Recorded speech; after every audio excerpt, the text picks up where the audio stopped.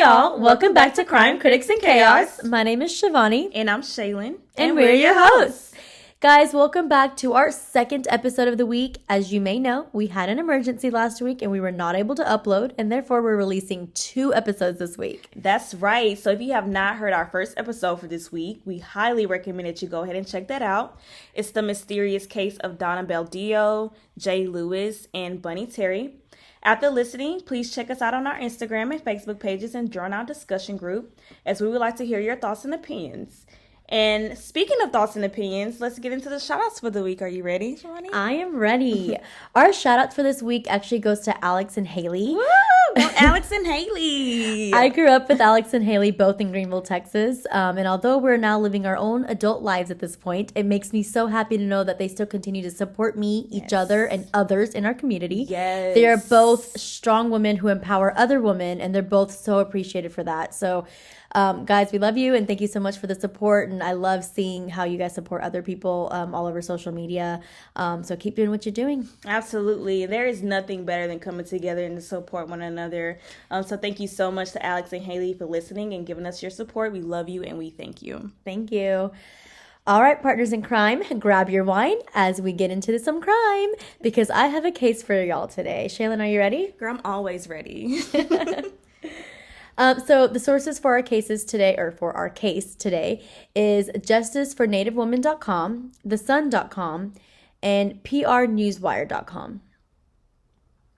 So before we get into this case, I wanted to kind of explain what John and Jane Does are for those listeners who don't know much about the true crime world and is probably being forced to listen to us right now by someone probably close to them. So John and Jane Does are bodies that are found that are unidentified due to lack of DNA or unrecognizable features. So, I mean, technically investigators probably do run, the database for missing people, but if they're not kind of identified or recognized, then they're basically called John and Jane Does because we have no names for these specific bodies that are found. Right. So our story starts on January 12th of 1981 in Houston, Texas, when a dog wandered into the woods and was later discovered by his owner with a human arm in the dog's mouth. Oh, girl.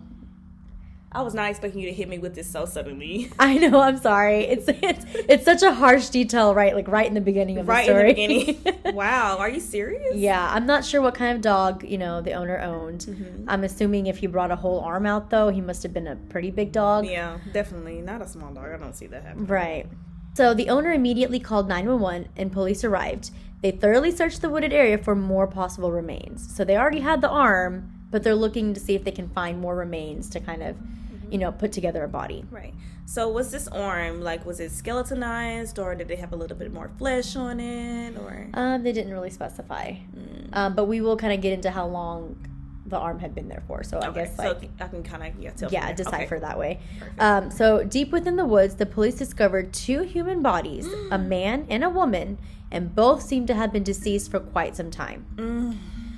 Upon conducting the autopsy, the medical examiner's report stated that the deaths of the Harris County John and Jane Does, were homicides that occurred between November and December of 1980. So keep in mind that the body was discovered on January 12th of 1981, and both bodies seem to have been deceased between November and December of 1980. So about just a month or 2.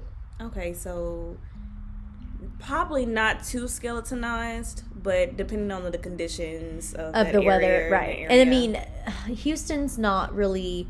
I mean, Texas is huge. Oh, yeah. So, it's colder down here in Dallas, but, Houston's not really that cold as it is in other areas of Dallas. But this was also back in the 1980s. So, so we don't know what kind of weather. A lot of stuff has changed when it comes to weather.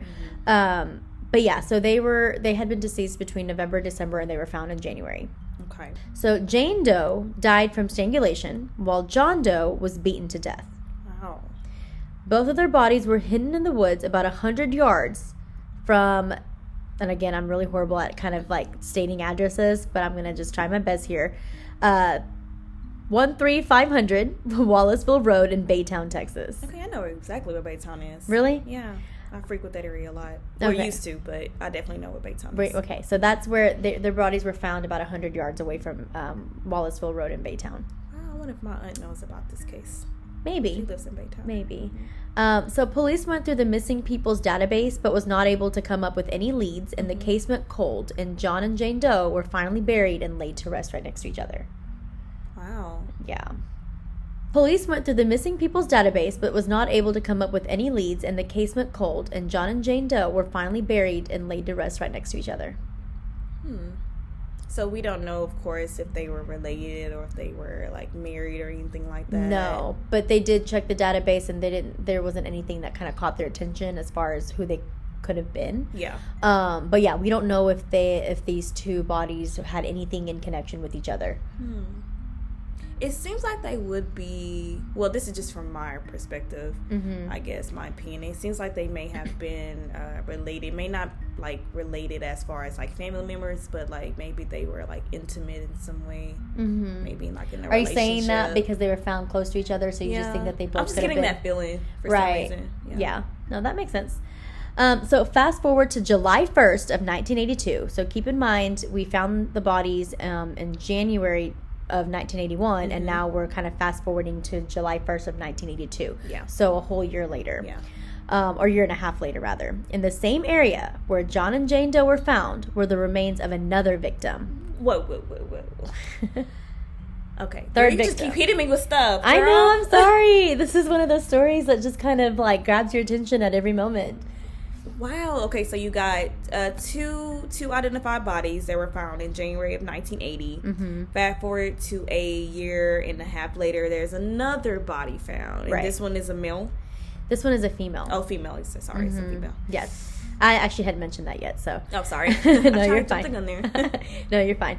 So, yeah, the victim was said to have been a teenager, according to the medical examiner's report, but was not identified at the time, even after searching the missing persons database. Wow. She was also said to have been sexually assaulted and then strangled. So, 3 victims, all of 3 different age ranges. So, the first 2 victims that were found next to each other, they were kind of around the same age, and we'll get into more of that in a little bit. But the third victim that was found a year and a half later in the same exact area was a teenager. This sounds connected. Right? This it has to be the same person. Connected. But you know what's crazy to me is, and again, I'm not a killer, so I don't know how, the minds of killers work. But to me, I'm like, if I dumped 2 bodies in one area, I'm probably not going to go back to that area to dump another body. Not, but like I said, that's why I said this is most likely connected, because only serial killers do stuff like this. Right. I agree. So investigators were puzzled. They now had 3 unidentified victims found in the same area around 2 separate time frames. They wondered if the crimes could be related, despite the fact that the victims were all of different gender, age range, and circumstances as far as being sexually assaulted. So the teenager was sexually assaulted, but the other 2 victims didn't have any signs of any kind of sexual assault. Right. But that still doesn't debunk the fact that they, these cases are related. But I still get the feeling that this definitely is related for some reason. I'm just getting that feeling. Right. I mean, like, what are the odds that 3 victims are found in the same area, right? So I can see where you're going with that. Eventually, that case also went cold, and she was buried next to our John and Jane Doe, where the 3 victims laid to rest with their killer still at large. So it kind of confirmed that they think that it's connected because they're killers. So right. They do think, the investigators at this point do think that the 3 killings are related. Yeah. And of course, we don't even know if the 3 are related to each other at this point. Absolutely. So that's why, with lack of evidence, they went ahead and just buried the third body rather found, and they buried them all right next to each other. Interesting.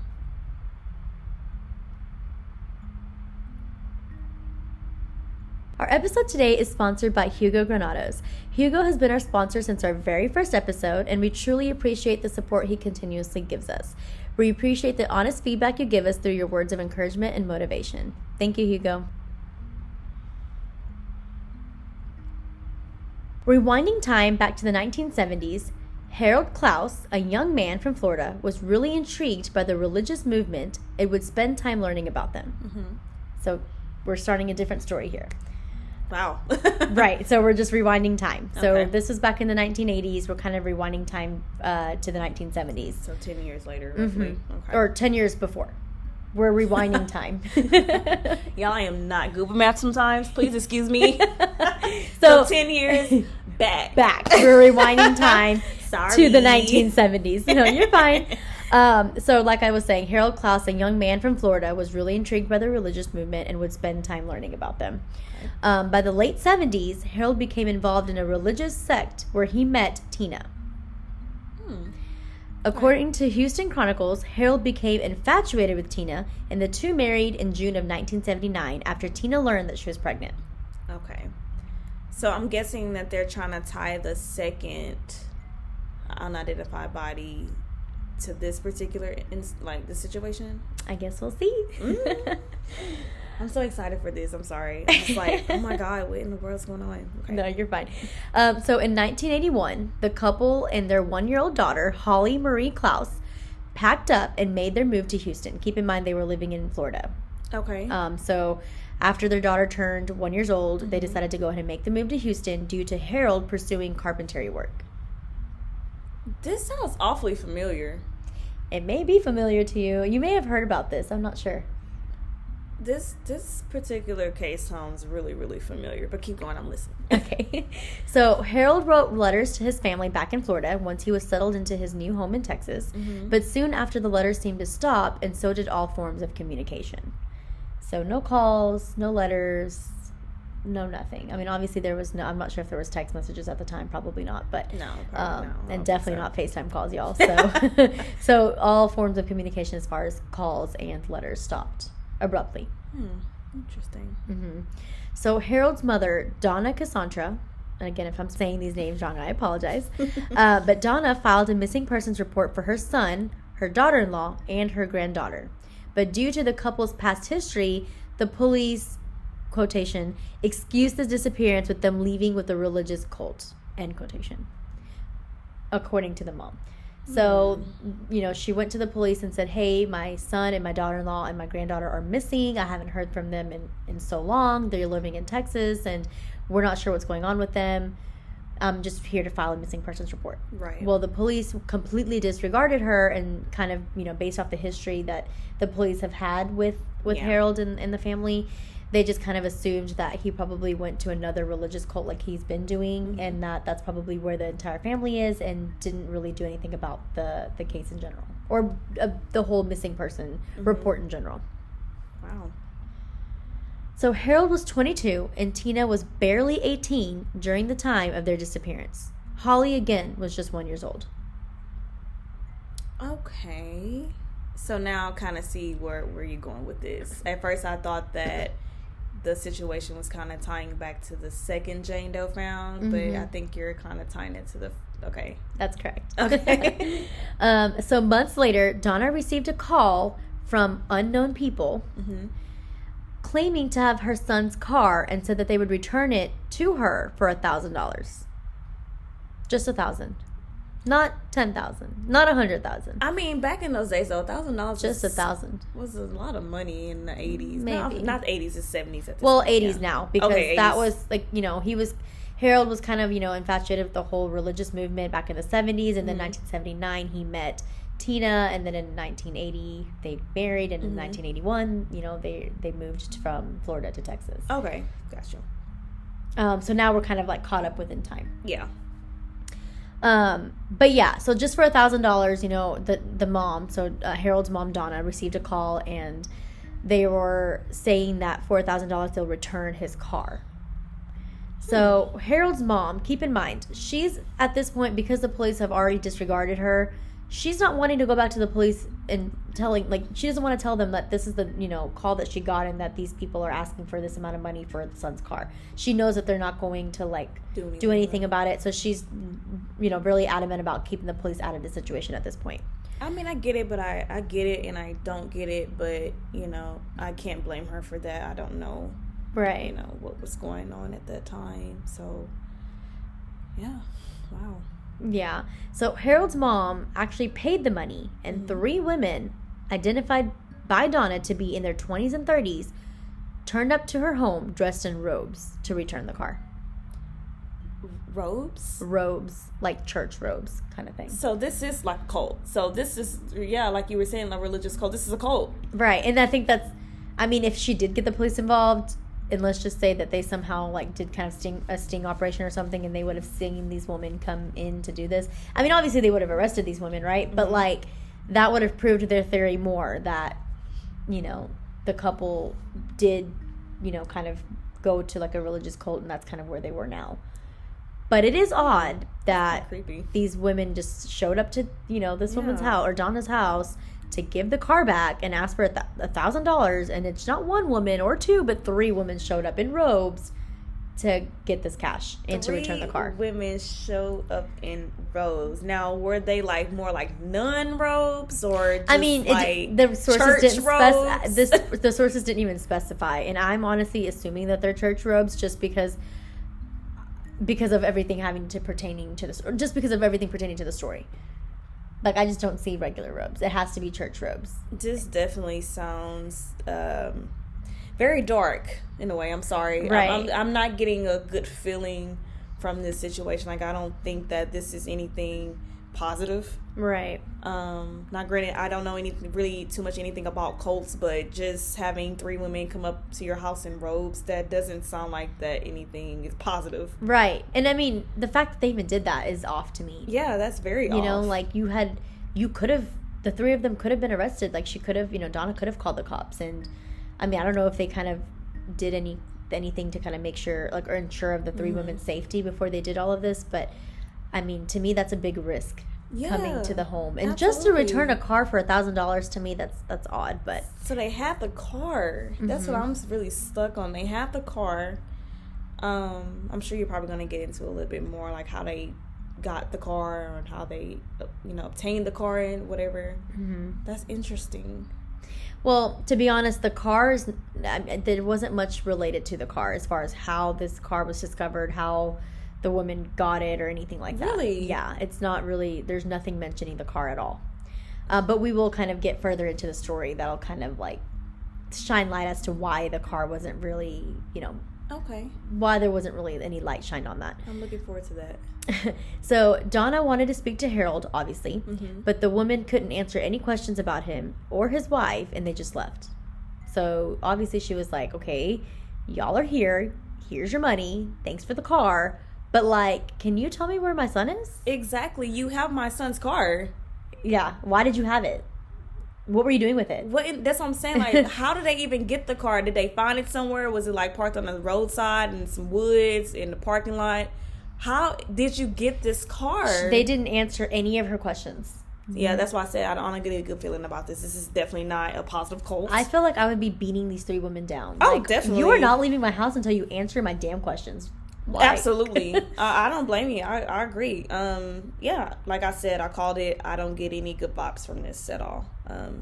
Anybody that shows up to my house in robes, granted, I didn't call for a prayer session or anything, so that will creep me out. Yeah, exactly. I would feel the same exact way. I probably would have just been like staring at them, like completely bewildered at the fact that they're even here in robes giving me, because I wouldn't have even believed that they were going to do this. I would have just kind of believed it as, or like thought of it as a hoax, right? Like it's just kind of to mess with my emotions. I didn't think that they would actually show up with a car just for $1,000. I mean, I know that's probably a lot of money, but to me, I'm like, it can't be worth that much just for you to risk your life, right?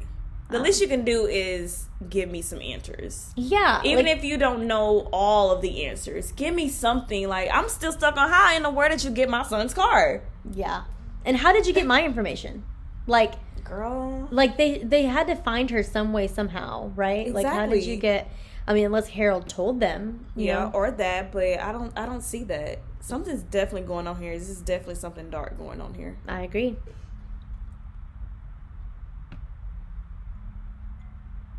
So, Shaylin, I am actually looking for a professional and certified makeup artist in the area for a wedding I'm going to go to in a few weeks. I actually do know somebody, but she's located in Houston. Is that too far for you to travel? Girl, I will make the drive if she's worth it. Is she worth it? Oh, girl, is she? Girl, she's definitely worth it. And let me give you her information. So her name is Tia Edwards. Okay. Again, she's located in Houston, Texas. She's a certified makeup artist. Oh, perfect. That's exactly what I was looking for. Absolutely. You can actually go ahead and follow her on Instagram. I can give you her Instagram name. Let me do that right now. All right. What's her Instagram name? Her Instagram name is everythingbrows_beauty, and you can check out her services. And she actually has some really, really good services on there. Oh, so. I agree. Wow, her makeup skills are like super incredible. Girl, on point. Girl, look at the lashes, the eyebrows. Girl, you need to go to her now. I'm gonna call and book an appointment now. Girl, can I ride? Let's do it. Let's do it. So forwarding to 2011. So we were first, back in 1982. Then we kind of rewinded a little bit to the 1970s. Right. And then we kind of told the story to lead back up to the 1980s. And now we're forwarding the story to 2011. So very recent. Not very recent, but for us it's more recent than the 1980s. Yeah. I see what you're saying. So forwarding to 2011, the bodies of John and Jane Doe from the first part of our episode were exhumed to retrieve any viable DNA for testing now that DNA testing had advanced and the criminal database had broadened. Okay. So, you know how they were all kind of, buried, laid to rest? Yeah. Right. So they exhumed the first two bodies to see if they can get, any DNA now that, it's been years later. Yeah. And DNA has definitely advanced. They want to see if they can kind of gather any DNA and kind of run it in their database to find anything new. Very smart. Right. So unfortunately, though, there were no leads from the DNA to anyone in the database, and the case still remained cold. So leads as far as there was no DNA matching, or exactly. So you know how. So just for those listeners who don't know, but basically the database that they have are all of known offenders. Because they've all been arrested at some point in time, and their fingerprints are now, and DNA, not just fingerprints, but fingerprints and DNA are now in this database, right? CODIS. And so they kind of exhumed the bodies to kind of get more DNA off the bodies and, anything like that. And then they kind of got the DNA and compared it to anyone in the system to see, obviously it's more than likely, it probably seems as if this person has killed before or after these two murders. And if that's the case, and if they've ever gotten caught for another murder or maybe even petty crimes, drinking and driving, theft, whatever, then the match would kind of come up and say, oh, this is a match to so-and-so. Right. But even when they kind of cross-referenced the DNA, nothing came up. Okay. So the perpetrator was never in their database that matched the DNA that was on the bodies.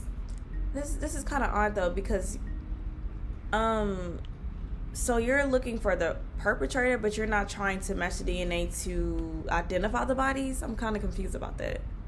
Well, because they're not in the bodies are, they're dead now, right? Yeah, so there's no, and back then they probably didn't even have a database, and if they did, we don't know if they're in the database, right? So with that being said, they're not like looking at their DNA because they have nothing to match it with. This is 2011 still. We're not at the point where we are too advanced, but we're advanced enough to cross-reference DNA found with this CODIS, right? And to see if anything kind of matches there, but not enough to where we can get our own DNA from our own body and match it to see if it matches a family member yet. That's what I'm saying. That's kind of odd the way they did that, because honestly, I don't know. I just feel like the investigators would focus more on identifying the bodies first than trying to identify the perpetrator. Yeah. Well, I guess because the case remained cold when they tried to go that route. So because nothing was coming up, they were like, okay, well, let's look at it in another perspective and let's kind of see if we can catch the perpetrator, especially now that there's a third body, right? So they're like, let's kind of go backwards and see if we can find the perpetrator, and that will lead us to who the identities are of John and Jane Doe, plus the third Jane Doe. But that would kind of be harder to determine, I guess. I get what you're saying. They work backwards, because I guess the first time, they had no luck in identifying the bodies themselves, so they did, look at it at a different perspective. So I get that, but I'm still like... Well, because they've already, kind of exhausted their possibilities as far as trying to find out who the bodies are or who the bodies belong to, right? So now that they have a whole system full of criminals that could possibly have something to do with the murders, they would rather focus on that, because that's something that could potentially lead to a lead. Yeah, of course. Absolutely. I see what you're saying. Absolutely. Yeah. But I don't know. I think it's just the investigator side of me would try to focus more on identifying the bodies first and then doing that later. Right. Because, at the end of the day, they still need their names back. It's, that's the most important factor is figuring out who these people are first. Right. But I see what you're saying. I see how they, I see why they took their route. So, yeah, it's just different. It's different for sure. So forwarding again to 2014. I know we're jumping around a lot, but it'll all tie in together, guys. So forwarding again to 2014. So we were in 2011, and now we're in 2014. A researcher named Polly Penwell suggested to the National Center for Missing and Exploited Children to look into a child runaway case in Connecticut from 1982. Because she believed that one of the Jane Does from the Harris County murders were to be one of the missing girls from Connecticut named Michelle Garvey. Okay. So Polly's basically like an internet sleuth. Yeah. Okay. She, I guess she was a crime junkie like us, and she was doing a lot of research on the internet, and she came across, Jane Doe, our second Jane Doe, and she knew about another case from Connecticut of a young girl missing. Okay. And she just kind of had this hunch feeling, or maybe she did some investigation and kind of put two and two together and believed that the missing girl from Connecticut is the same Jane Doe from one of the Jane Does from, what's that city called? Baytown. Okay, so now we're focusing on the second Jane Doe. Right, because not the third, but the first two, John and Jane Doe, nothing came up. Okay. They exhumed the bodies, still nothing came up, so at this point the case is still cold. So now they're focusing on the second body. Okay. I see what they're, So the third body was found again in July of 1982. They also exhumed her for DNA testing at the request of Polly, and the DNA actually matched to the runaway girl, Michelle Garvey. Wow. Good for you, girl. Yeah. Good Polly, for you, Polly. You should definitely be an investigator, because... Oh, definitely. I agree. For an internet sleuth, you did phenomenal at even piecing this together, because we don't know if investigators would have ever done this. I wonder how she did it, though. Like, what made her tie these two together? That's really interesting. I'm going to look that up. Yeah. I'm definitely going to look Polly, that up. if you're still well alive and, doing well, we would love to hear from you if you're definitely. listening. Because I would love to hear that, too. Like, what made you, what were the factors that kind of led you to piece that together? Because it's really interesting to me as well. That's amazing. Right. So Michelle was said to have been a runaway several times during her childhood, and so when she went missing in June of 1982, the police figured that Michelle would just come back home like always, except that she didn't. Michelle was only 14 years old at the time. Wow. So clearly, with the Klaus family and now with Michelle, police in both instances were basically not paying attention, not taking, the missing report seriously on both accounts. Shaylin, do you remember when we talked about genealogy testing during the Amber Hagerman episode and how DNA testing has come such a long way that recently authorities are able to test a small sample of DNA and it will lead them to like a genotype of a specific blood group belonging to a particular family? Yes, I remember that. Well, related to this case, in 2021, AudioChuck, which is a media company based in Indianapolis, funded the genealogy research needed to identify our first John and Jane Doe based off the DNA taken in 2011.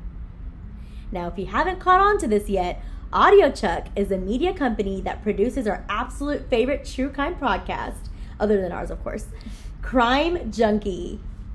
Oh my God. Are you serious? I'm dead serious. I did not know that. That's right. Ashley and Britt funded the genealogy research, and a DNA match came within 10 days of working on this Girl, case. 10 days. Yes. Not 10 days. Yes. Girl, I'm trying to get on that level, girl. We're going to get on that level, okay? Yes, that's her goal is to get on their level. Definitely. But yeah, you heard me right. Only 10 days of working the case, they had a DNA match. I cannot believe that. And Crime Junkie sponsored all of this. I cannot believe that. I cannot stress it enough. I did not hear anything about that. I know. Isn't that crazy? Wow. Crime Junkie, kudos to you. Good job, Ashley and Britt. That's amazing.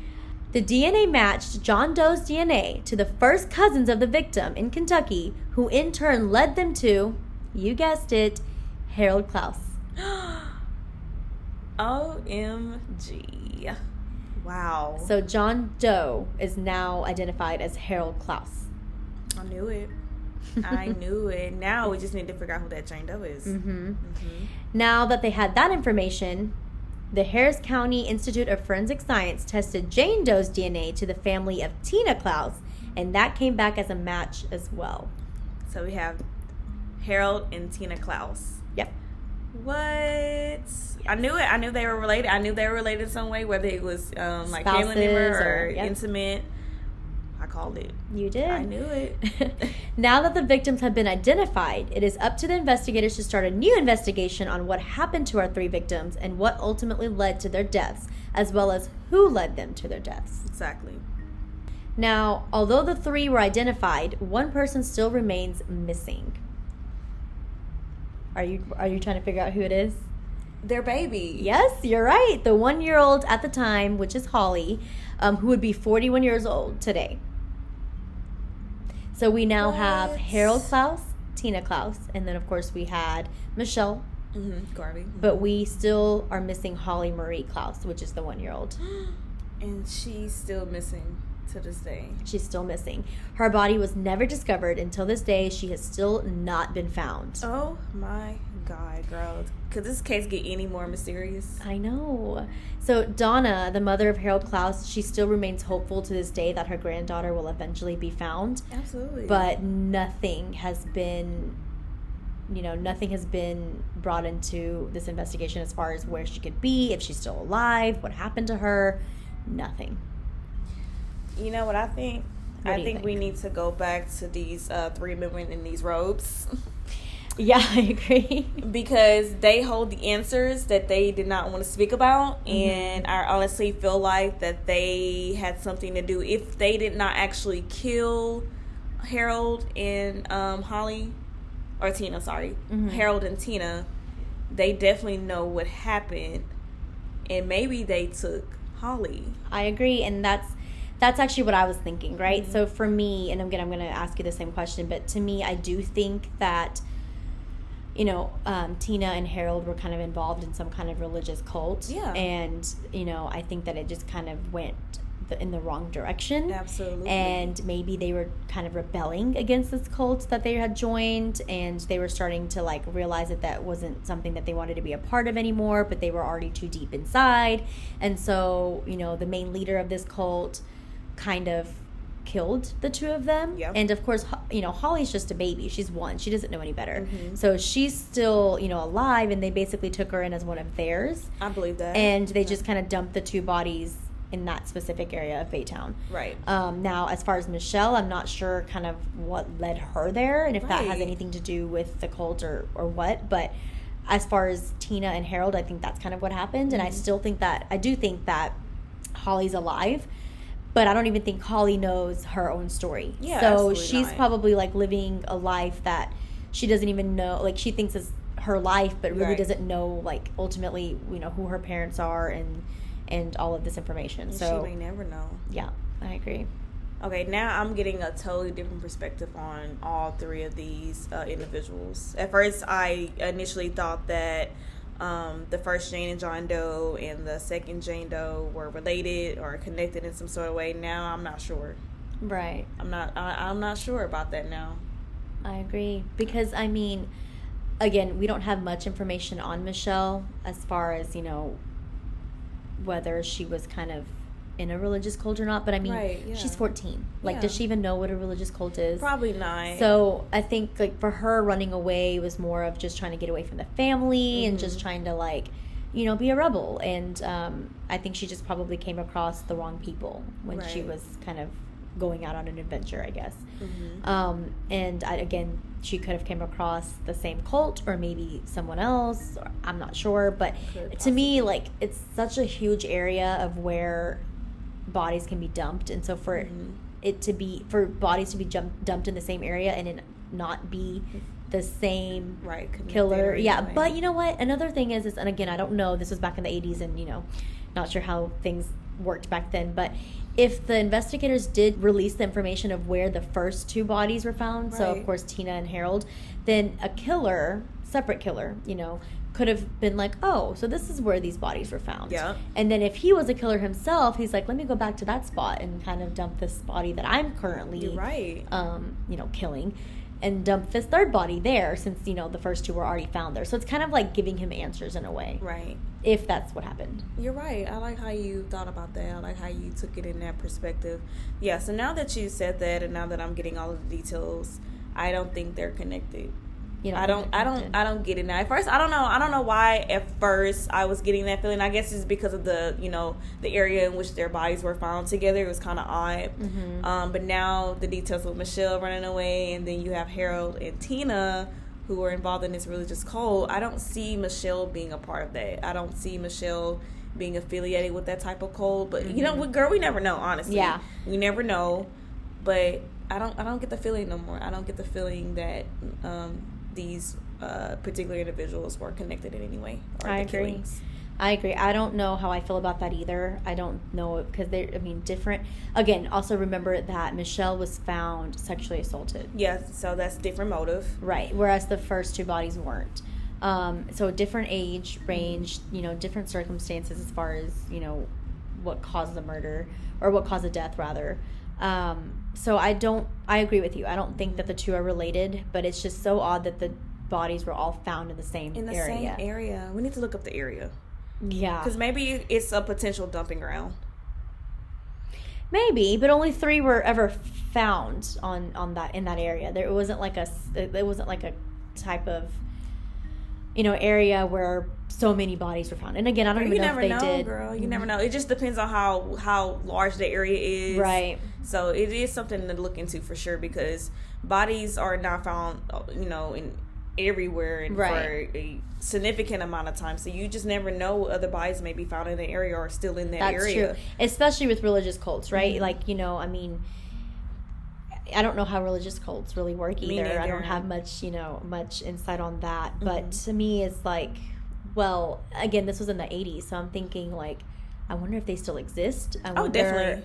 They definitely still exist. Well, I mean, like, that particular one, right? Because, I mean, times have evolved, and so like there are other religious cults with other, you know, perceptions of how they want to run things, and what their versions of religion is, and what their version of God is, and how what their version of how to live life has all evolved, right? So I don't know if this particular cult and the way that they believed things, I mean, they could have had children, or they could have kidnapped children like Holly, and now they have these children believing in the same ways that they did, and now they're the ones that are kind of running the cult the way that the leaders did back in the 80s. Yeah.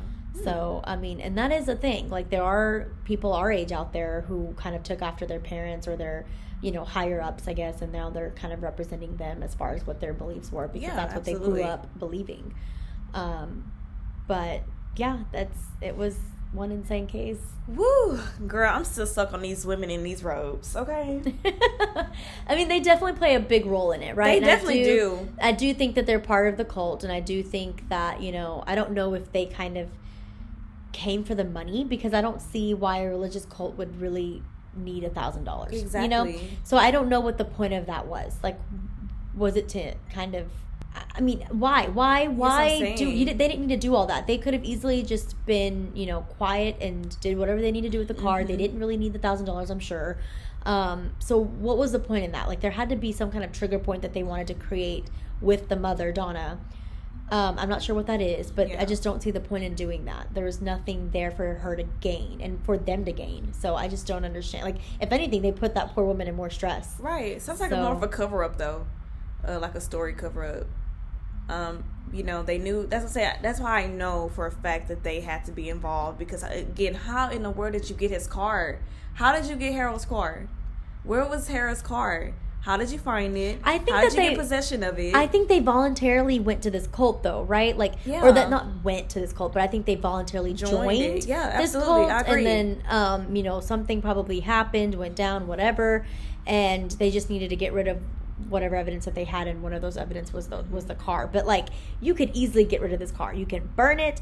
You can, you know, have it, like, sink into a lake somewhere or a river, whatever. Like, there's other ways to get rid of this car. You can just leave it in another parking lot and just make sure you scrubbed it real clean with no fingerprints. Like, there are tons of things you can do to get rid of this car. So the fact that you wanted to give it back is just a little odd to me. So it sounds like a cover-up. It sounds like a cover-up to, you know, to keep the story, I guess, I don't know where I'm trying to go with that, but I really honestly think that they had a motive, of course, and it was a cover up. I agree. It was definitely a cover up. Jesus, girl. This case. I know. Cases. Yeah, these cases that we're doing, Shaylin and I are always astonished by the cases that we both do and tell each other. So we really do enjoy that part because we hear about these cases all the time, but to kind of hear it in full details from each other is just a different experience. So, but yeah, that's the story of the Harris County John and Jane Does. Girl, I'm going to be doing some research on this case. I'm definitely going to be doing some research. And I definitely especially want to find the area that they were found. I definitely want to see if I can come up with, see if they were, like, you know, the names of some codes back in that time. So I'm sure I can come up with something. Yeah, well, you can be like Polly here, and you can be like the internet sleuth and figure out the rest of the story that Polly wasn't able to. Oh, yeah, because, I think that those women were involved. Yeah, for sure. Yeah, they were definitely involved. I agree with your theory that Harold and Tina, they joined a cult thinking it was, you know, something positive. They got, unfortunately, wrapped into some things that they probably were not expecting or, you know, they did not see coming. Mm-hmm. And all along, this cult may have had a motive to steal the baby.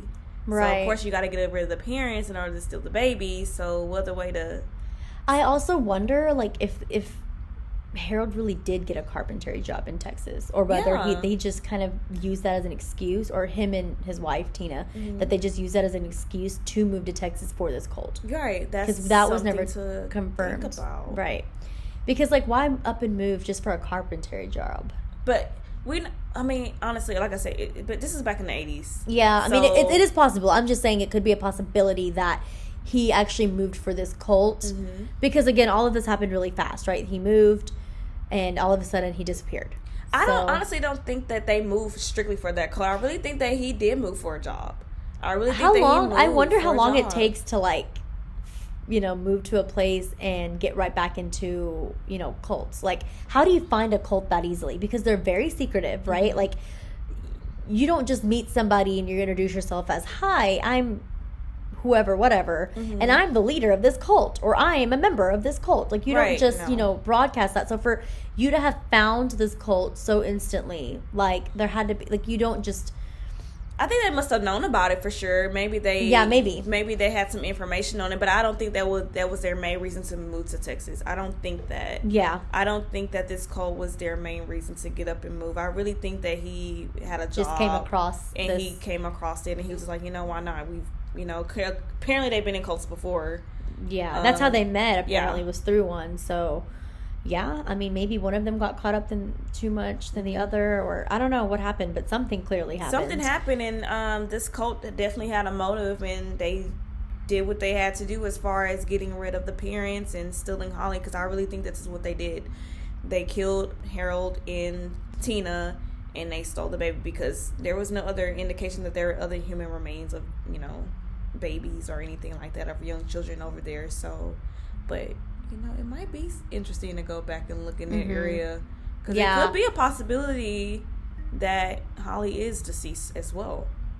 Anything's possible. Maybe anything's possible. That is true. And again, you know, maybe they didn't look, you know, well deep enough, I guess, to see if they found her. But I don't know. Something, if it is a cult, because she was so young, something tells me that they just kind of, you know, took her and basically kept her as their own. I agree. I think that, but I'm saying it is a possibility for sure. But I like, you know, I'm leaning more with you on that. Is the cult did take Holly, right? And, you know, basically made her theirs. But a huge shout out to Polly Penwell. Yes, huge shout out to you, girl. She is kind of the person who put all of this together, and she's not even an investigator. So when I kind of read this, I was like, wow, go Polly. Yes, that was amazing. And especially Crime Junkie. I'm still in disbelief about that. That's my second shout out goes to Crime Junkie. I mean, for those of you guys who don't know who Crime Junkie is, they're a great podcast, and they're kind of the ones who sparked our interest in true crime podcasts as it is. Yeah. So for them to be where they are today, and for them to be helping cases such as the Harris County John and Jane Does, you know, to kind of help with identifications and things like that, like I'm very like appreciative of the two of them for them to kind of help out in that way.